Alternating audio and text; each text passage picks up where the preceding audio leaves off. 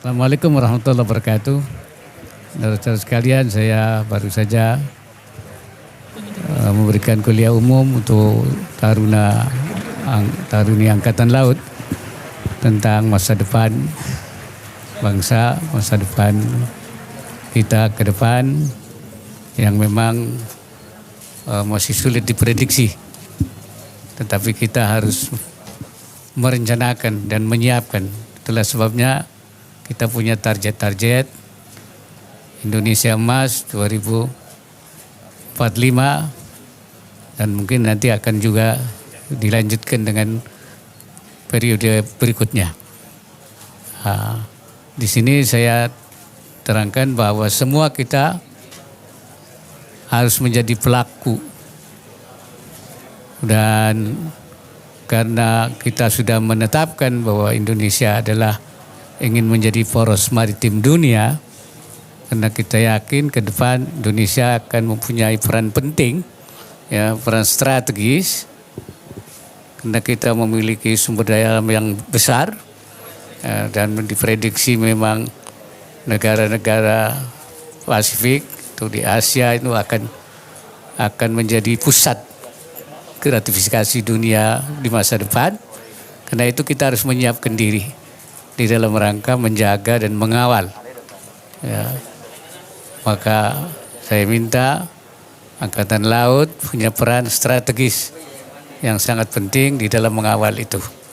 Dan kita harus memiliki kemampuan dan juga menguasai teknologi dan sains, ya, dan juga mempunyai ketangguhan, ya, resilience, integritas, dan penuh pengabdian. Barangkali itu yang pentingnya itu, supaya kita jaya di laut. Jales Viva, Jaya Mae. Ya, itu barangkali itu. Terima kasih. Saya Hilmi dari Cawapres, Pak Wapres. Mohon izin saya tanya yang lain dulu, Pak Wapres. Terkait tadi pagi yang acara Muktamar Fikih Peradaban, harapan Pak Wapres terhadap ulama-ulama di Indonesia seperti apa? Yang kedua, menjelang 1 abad NU, menurut Pak Wapres tantangan NU di abad yang kedua itu seperti apa? Terima kasih. Fikih yang ada selama ini dibuat mungkin 100 tahun yang lalu. Tantangan yang dihadapi juga 100 tahun yang lalu. Kemudian kondisi kehidupan masyarakat pada waktu itu juga sering terjadi peperangan, sering terjadi. Oleh karena itu fikih sekarang harus dilakukan pembaharuan sesuai dengan tantangan yang ada. Jadi fikih baru, fikih kontemporer. Ini yang harus kita, tantangan dunia sekarang itu, tantangan masih ada terjadinya peperangan, terjadinya misalnya itu kerusakan lingkungan, terjadinya berbagai masalah internasional, ya, peran PBB yang kadang-kadang seperti apa? PBB itu menurut fikih itu lembaga seperti apa? Saya mengatakan bahwa PBB itu harus diakui sebagai kesepakatan dunia.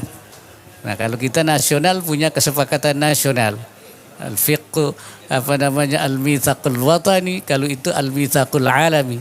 Tapi karena PBB masih lemah, tidak bisa menyelesaikan konflik-konflik, maka itu harus diperkuat.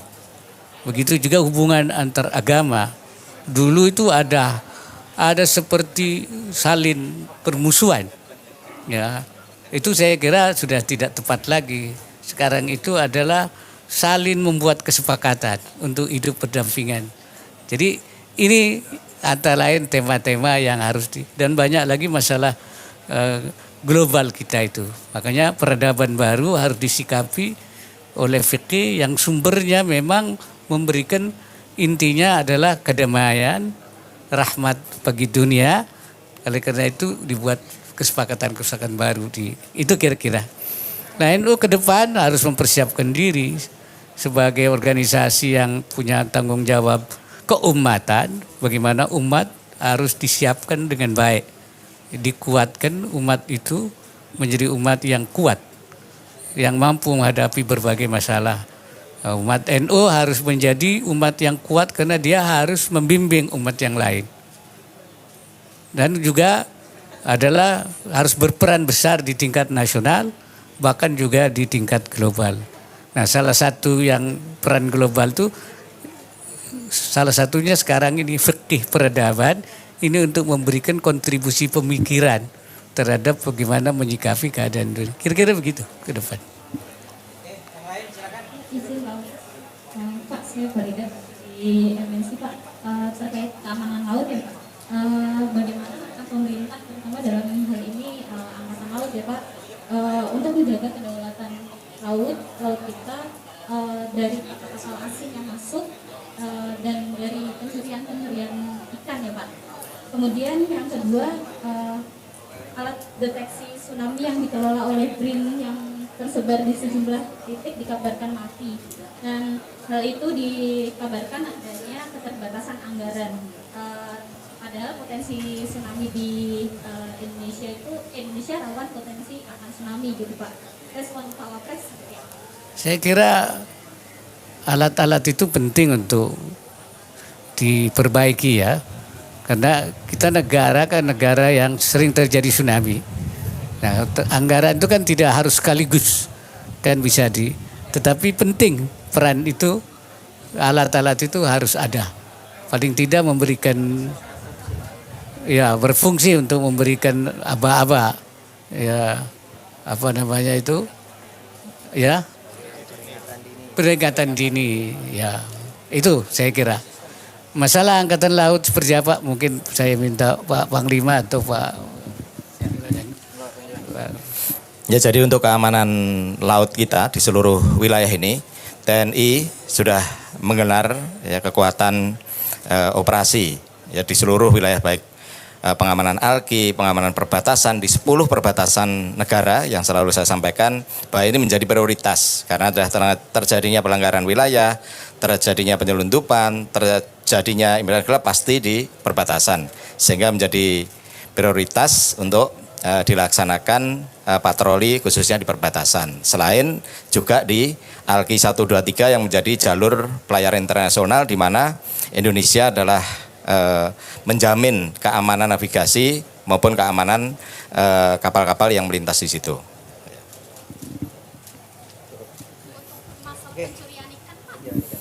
Ya, sampai saat ini ya pencurian ikan sudah minim lah, hampir tidak ada. Kalaupun ada itu pasti kan ada patroli yang selalu melaksanakan, baik Bakamla, TNI AL, kemudian Polri dan semuanya kan semua menjaga laut kita.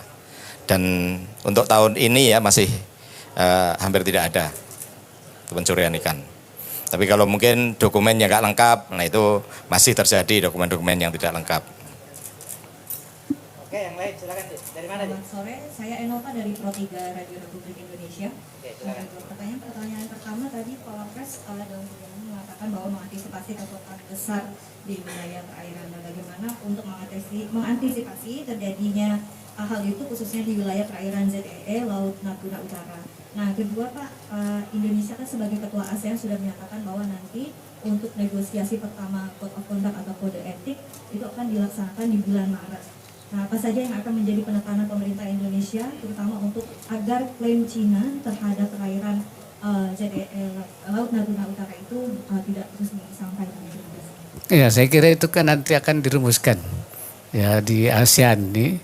Kita inginkan ASEAN ini menjadi pusat pertumbuhan ekonomi dunia, ya. Jadi ekonomi growth-nya dunia itu ada di ASEAN ini. Karena itu semua hal tentu harus kita buat kesepakatan, termasuk bagaimana melakukan antisipasi itu ya. Mungkin kalau dari segi militernya biasa Pak Panglima bisa menjelaskan. Ya, jadi di Laut Cina Selatan ini kan ada wilayah JTE, kemudian laut bebas, JTE sampai ke laut teritorial.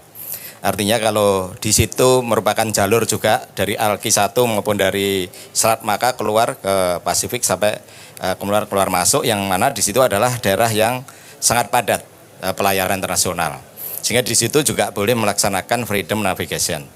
Jadi tidak semua kapal yang bermanuver di sana dianggap sebagai pelanggar wilayah ataupun melanggar kedaulatan. Melanggar kedaulatan itu ketika mereka masuk di teritorial 12 mil.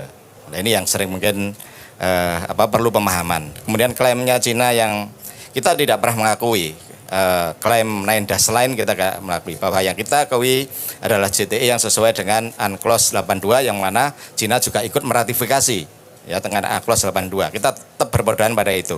Jadi justru kita jangan membawa Cina klaim ke kita. Ya, kita nggak pernah mengakui klaimnya mereka. Dan alhamdulillah sekarang ini perbatasan laut RI dengan Vietnam sudah mencapai kesepakatan, dan itu juga nantinya pasti akan memberikan kondusivitas terhadap kawasan khususnya di Laut Cina Selatan. Soal harga pangan. Ini minyak goreng itu belakangan dan terus sudah itu beras juga. Dan beberapa pekan ini sepertinya ya yang publik perhatikan kok pemerintah seperti tidak mampu untuk menurunkan atau minimal menjaga harga itu agak terus naik Pak. Terutama beras ya Pak, yang tiap pekan itu naik terus Pak, dan ya berasa lah di pasar harganya beras. Nah ya harapan publik Pak, gimana Pak untuk supaya pemerintah itu benar-benar ya mampu menurunkan harga beras dan juga mengurangi kelangkaan minyak goreng terutama. Itu juga begini mau puasa Pak. Menyalurkan operasi pasar Bulog. Ya, saya kira untuk mengatasi harga pangan itu kan ada dua. Pertama memang ada kelangkaan pangan ya. Pemerintah sudah menyiapkan beras. Itu beras impor dan saya kira sudah disalurkan ke berbagai daerah termasuk ke Jawa Timur, itu sudah mulai untuk menekan harga itu. Nah, dan boleh jadi juga memang ada kenaikan yang dipicu karena menjelang bulan puasa. Ini biasanya memang ada sementara naik. Begitu juga minyak goreng. Ini pemerintah sekarang sedang melakukan operasi ya untuk kembali supaya minyak goreng yang untuk distribusi rakyat itu tetap tidak terganggu. Nah, sedang kita lihat apa dari produsen, apakah dari distribusi. Ada jalur distribusinya. Nah, nanti kalau produsennya tidak memproduksi padahal sudah berjanji, itu tentu akan diambil langkah-langkah. Kalau misalnya itu dari distribusi, nanti kita akan lihat sebab langkahnya itu dari mana. Saya kira itu. Pokoknya pemerintah akan mengambil langkah-langkah bagaimana semua itu terpenuhi dengan baik.